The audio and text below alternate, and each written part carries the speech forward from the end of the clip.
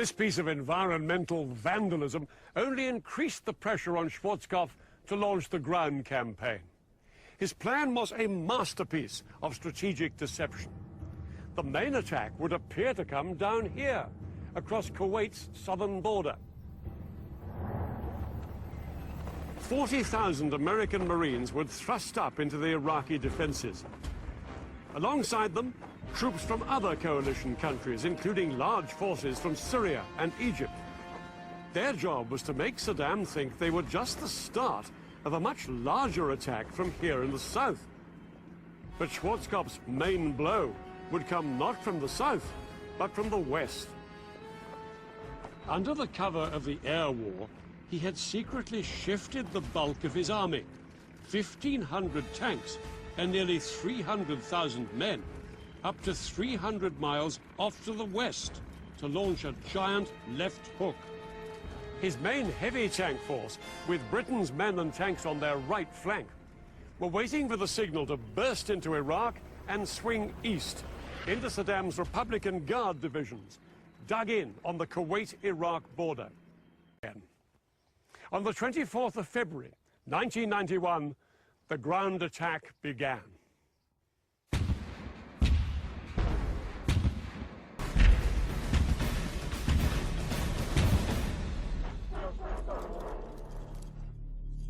But the real attack would come from the ground troops. And the first to go in would be the US Marines.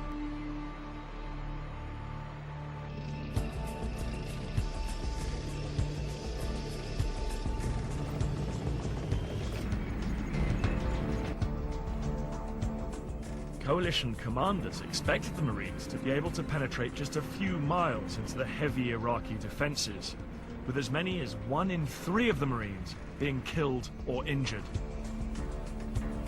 But as the Marines crossed into Kuwait, they were amazed at what happened.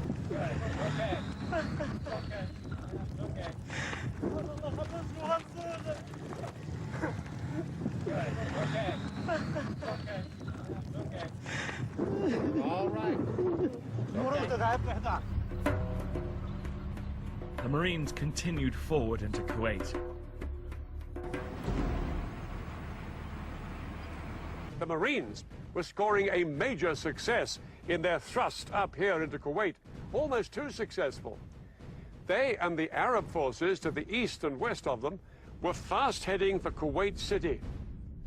There was now a risk that some of the crack Iraqi units, like the Republican Guard up here, might retreat before Schwarzkopf's army could destroy them.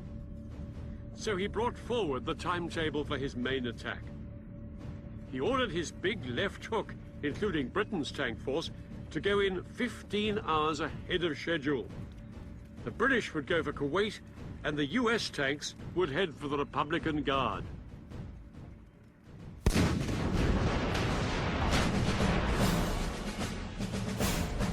"10 hours into the ground war, at 2:30 p.m., British and American troops began a massive artillery barrage onto the Iraqi positions in front of them. One of their key weapons was the multiple launch rocket system.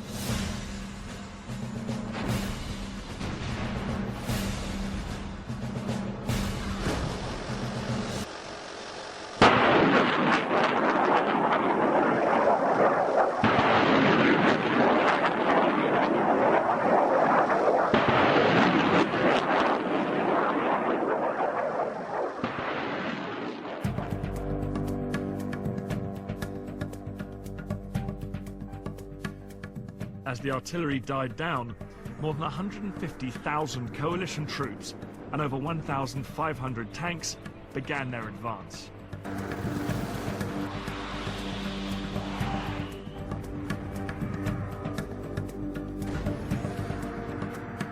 But they couldn't match the Americans' firepower, nor halt their relentless drive towards Kuwait City.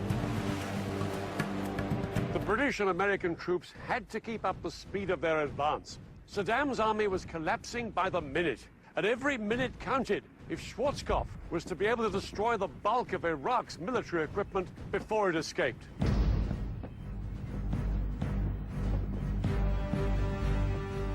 Schwarzkopf's main armored thrust had swept across 100 miles of Iraqi desert west of Kuwait and closed in on Saddam's elite Republican Guard. Finally, at 4 p.m.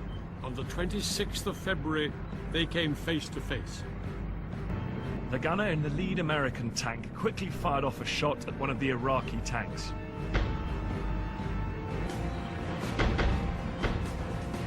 Within seconds, the other American tanks had opened fire. In just a few minutes, the Republican Guard's position had been obliterated.